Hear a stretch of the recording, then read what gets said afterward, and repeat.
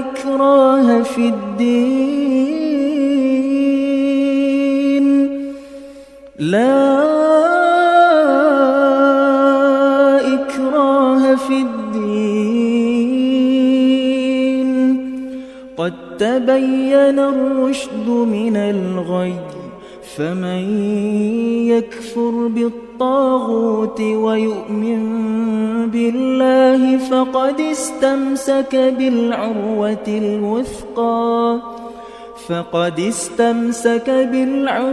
الوثقى لا انفصام لها والله سميع عليم. الله ولي الذين آمنوا يخرجهم من الظلمات إلى النور والذين كفروا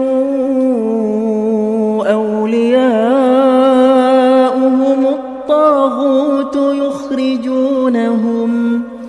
يخرجونهم من النور إلى الظلمات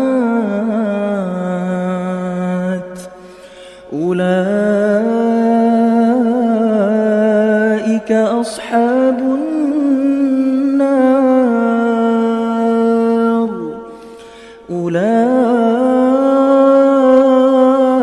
أصحاب النار